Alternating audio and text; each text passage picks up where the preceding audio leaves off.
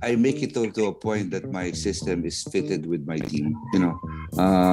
Some coaches wants their system, and then players come in to make it that system, right? So, but Yeah. me, I wanted to have the players that will be like half and half, half and half. The players that can Yeah. fit my system and the system that can fit my players.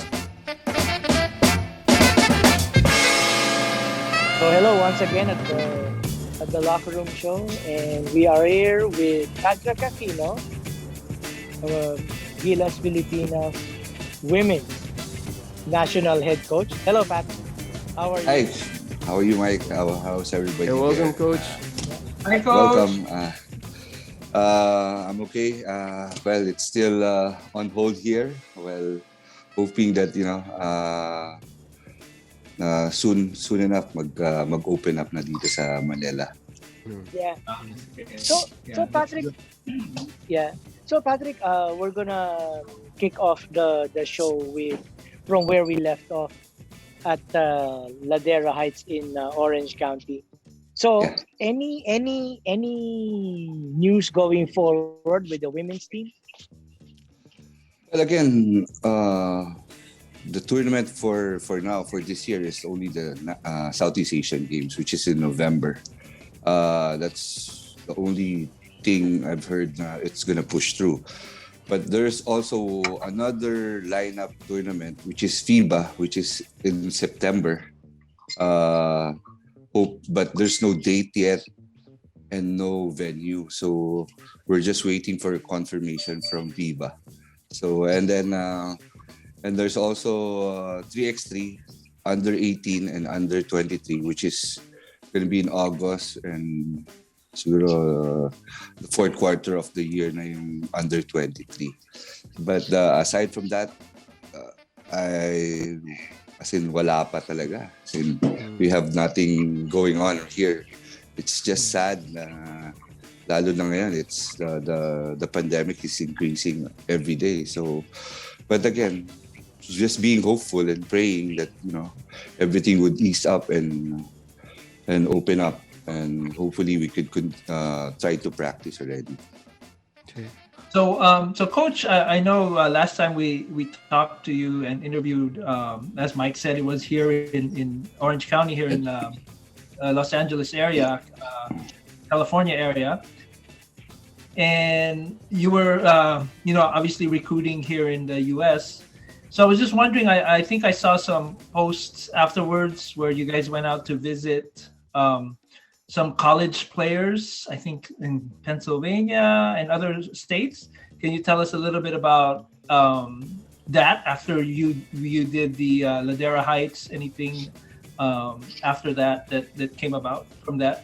Yeah, That's first of all, we would like to recruit the people that can help the team as soon as possible. That's why we had in contact with Vanessa De Jesus from Duke University. So we went to Santa Clarita, where she lives, Okay.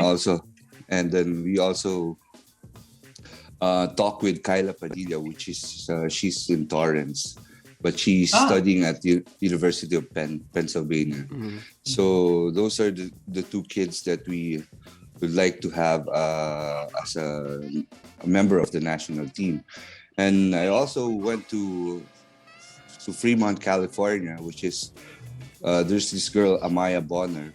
She's only 16 years old, but as of today, the class of 2022, she's one of the top 20 recruits in the country. So, so just eyeing on those people that really can help right away in the program. And of course, I went to the East Coast, met with some coaches there, NABA coaches, and other groups of Filipino community that represents the girls. So I also met with Ella Fajardo, she's going to be going to Fairlane Dickinson next year, and she's also a member already from Gilas. All of these recruits, or all of the people that we talk to, it's just you're just waiting for them to fix their papers, and that's the most important.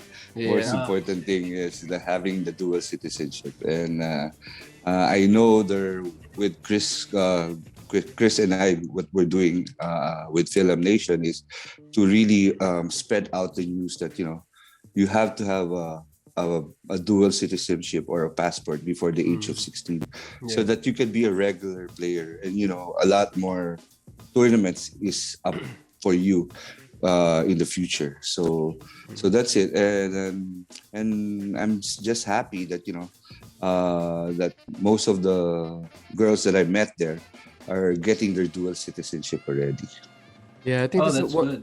Yeah, I think that's the most important thing to do if you want to play for the Philippines, getting your dual citizenship. Not only for basketball, we talked to Amanda like last week, right? And she said that when we asked her, she's into archery, and when Mike asked her if she was approached with the Philippine team to play for them, and that's one of the things she mentioned, that she wasn't able to go around of getting a dual citizenship. Yeah, and actually not just for the national team. I mean, these kids, we just have to have the opportunity for them to come here, maybe play here in the Philippines, because there's a lot of opportunities also. So I was just gonna say, with that being said, because I know 16 years old is the age where they set that you can become a citizen or dual citizen, and then you can play. So is there like a minimum age that you guys start recruiting? Actually, that 16-year-old thing is the rule by FIBA. They had a rule for FIBA for, if you are gonna represent a country, you, or to be a regular player, you have to be you have to have a dual citizenship before the age of 16.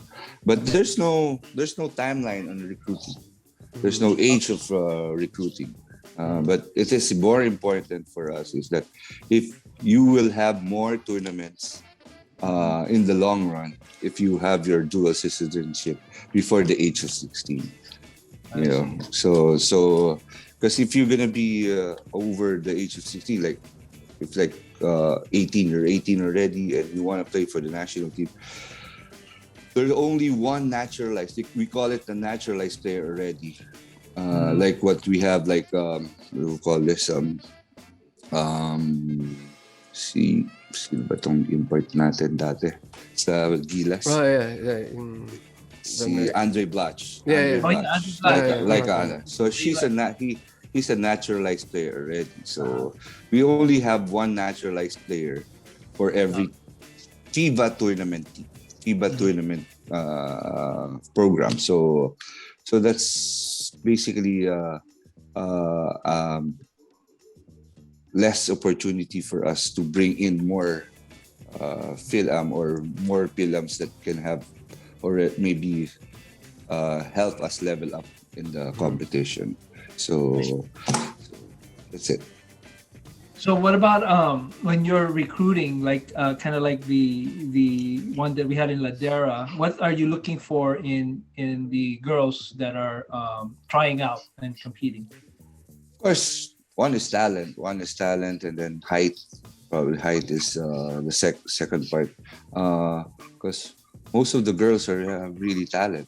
It's just a matter of selecting a few for the program. I know if I could get all of them, that would be very, very good. But the thing is, we have to have balance here. We have to have film players. We have to have local players here in Manila, just to have that balance of opportunities. But I think is we're looking at talent. We're looking at the capability of challenging other players or other countries. When you see girls as small as as young as them, that's why we really don't know how far will they get in the years to come. But the thing is, the way I see it now, that I have come there for twice already is that they are really, really improving every time I see them, and that's good already. Oh, okay. Now you mentioned height. So as far as like the women's, what would be considered the center position? What would be like the typical height when they would As much the taller it gets, Noel. You know, you'll be like, the taller the better. I mean, you're like gonna be playing with like Cambridge of Australia. He's about 6'7", 6'8". So in China, like the center for the men's team already in the Philippines. the Chinese national team. The Chinese national team has like 3'6'5". Like Hang Shu is about 6'8", who plays for the LA Sparks, Hang Shu, and then they have two more 6'5" girls, and then the power forward is about 6'4". Wow. It sounds like you have to be close to 6'4", 6'5". That would be ideal.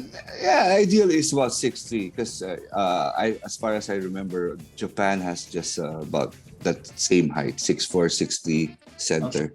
But you know, Japan is the Asian champion for the last four tournaments.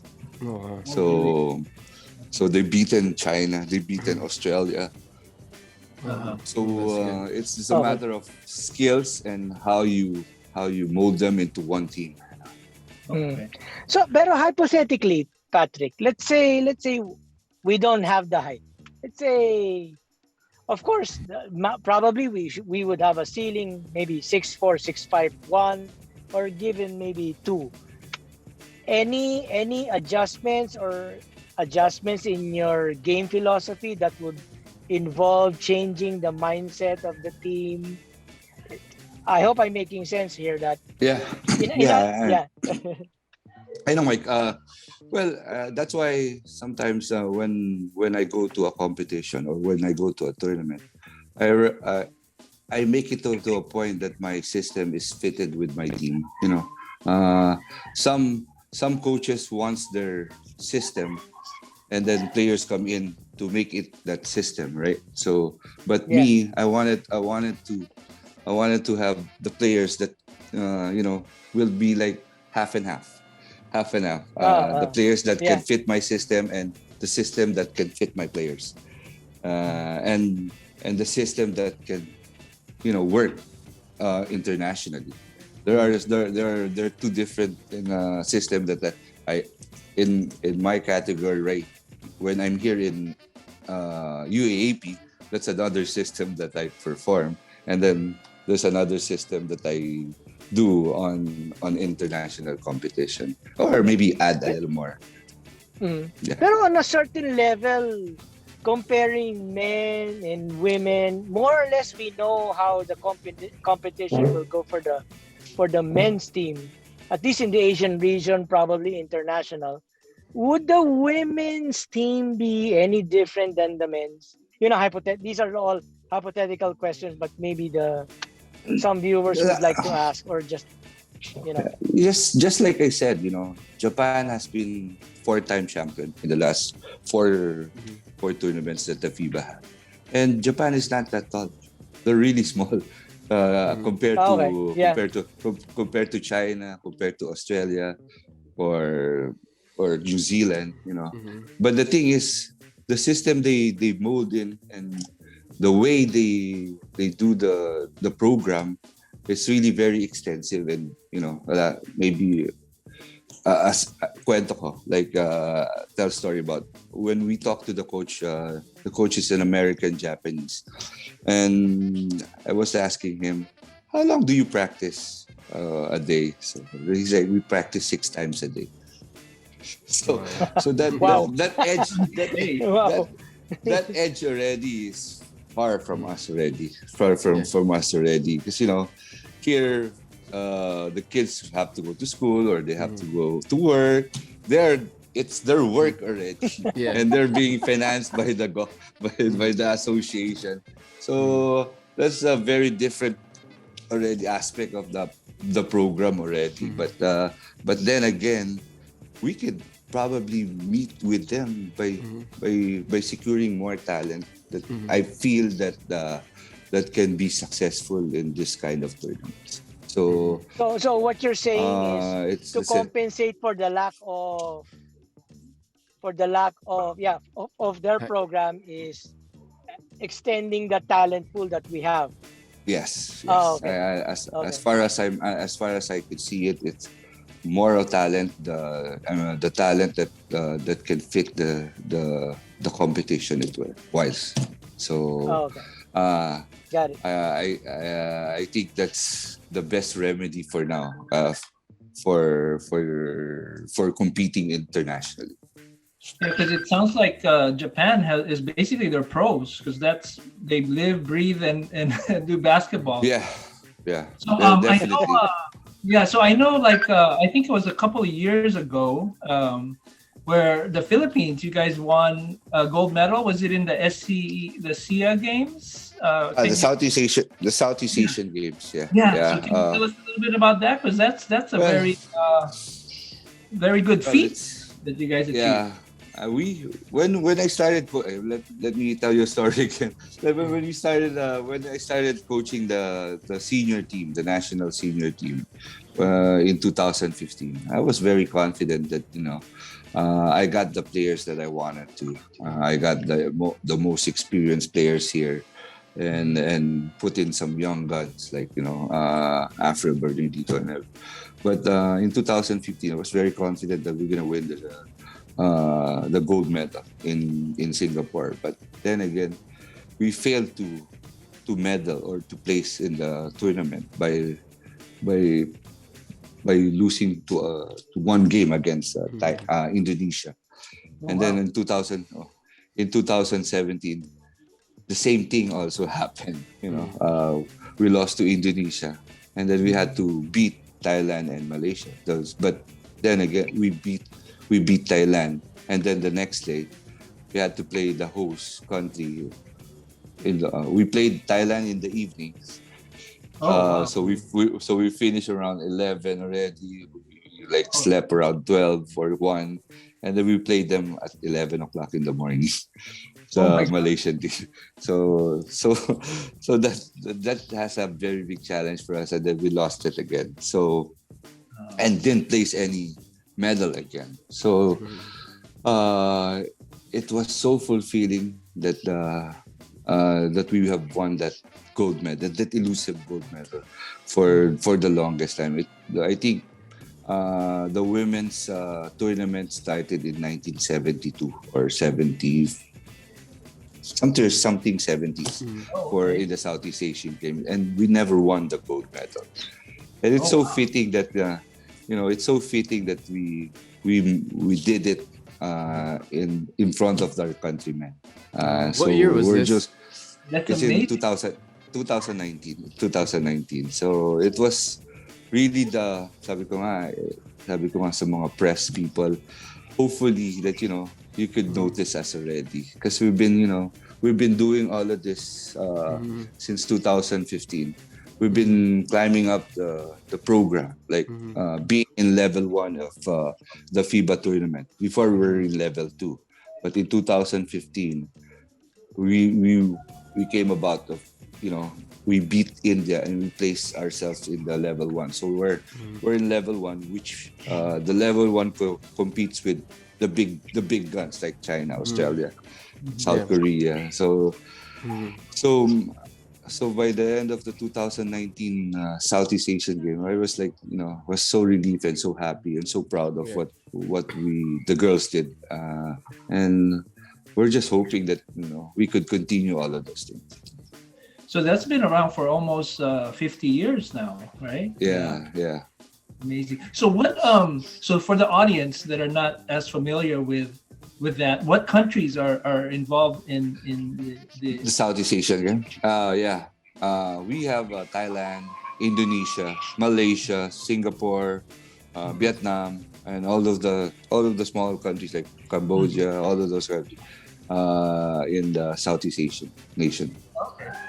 So it sounds like maybe 8 or 9 countries? Is that about? Yeah, but some doesn't participate, but I hopefully this year it's going to be held in Vietnam so hopefully some more teams can join, you said yeah. Oh yeah, you said this will be in September, right? This year? No, this will be in November, the end of November.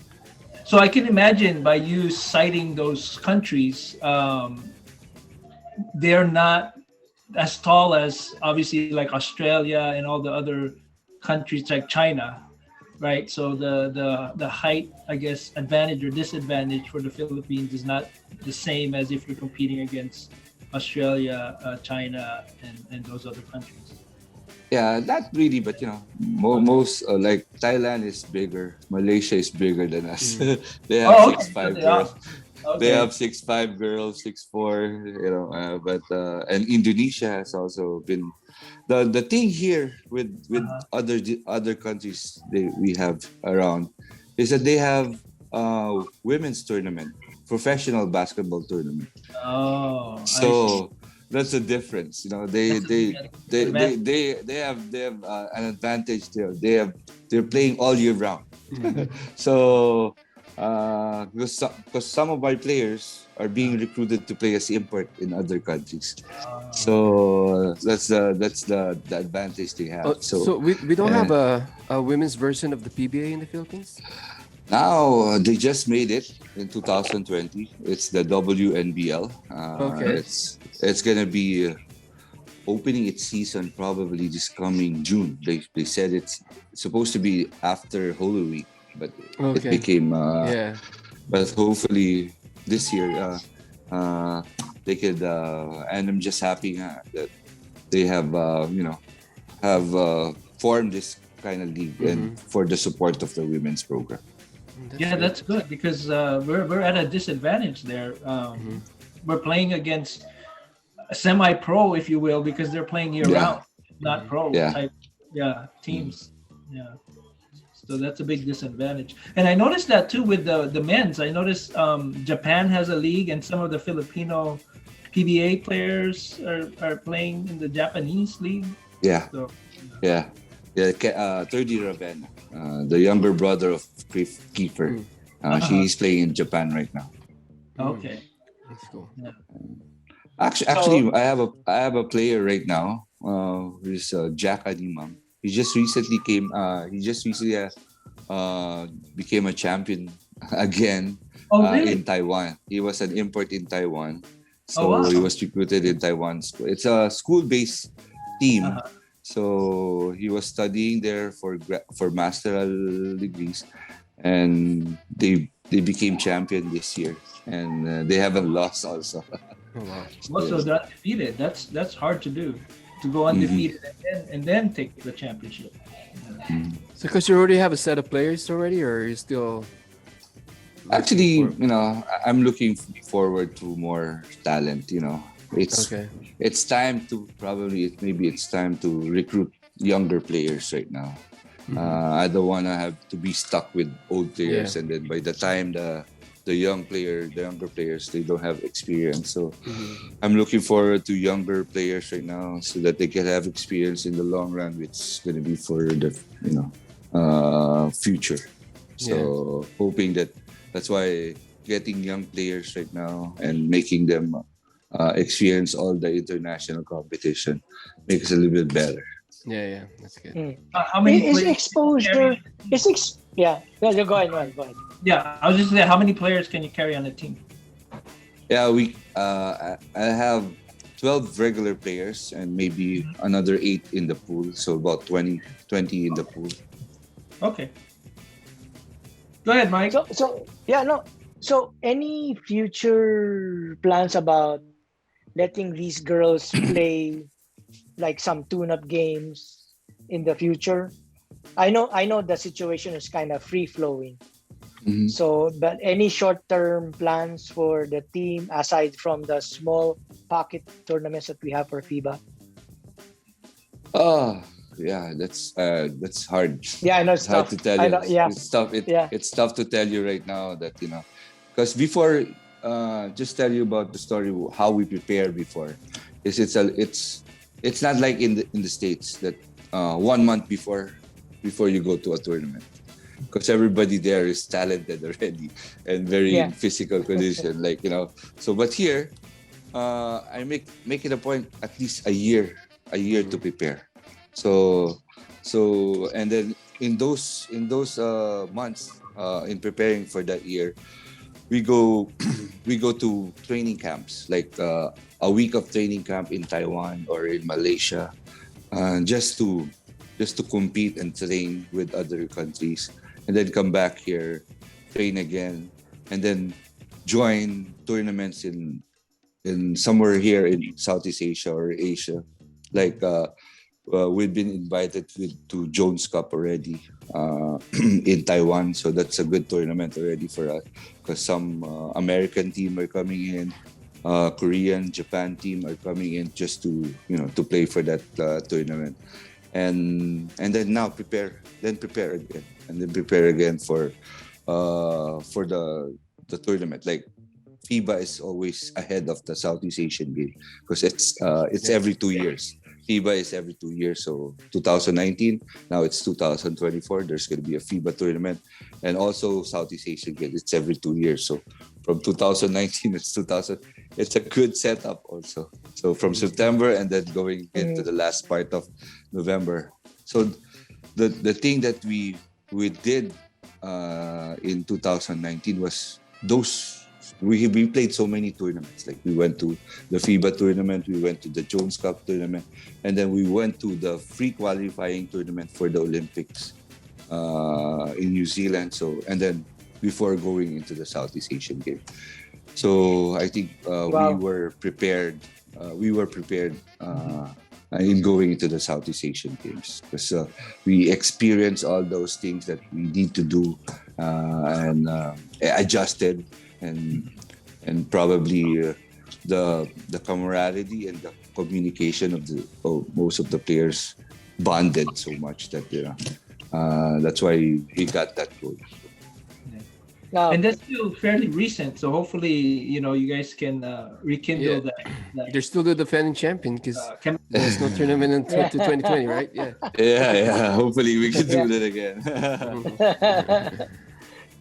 So yeah, Patrick, on behalf of Art, Noel, and myself, thank you very much for your time, and of course Top Digital Studios for sponsoring this segment. Thank you, Patrick, for your time. Again, thank you so much also. Please. Joster also. Yeah. Maraming salamat, Coach. And good luck. Thank you very much, Coach, for joining us. Really appreciate it. Please, if we could make this a regular thing, so you can update us on what's happening. Anytime. Good Thank luck, you so much Coach. We will see you again right here.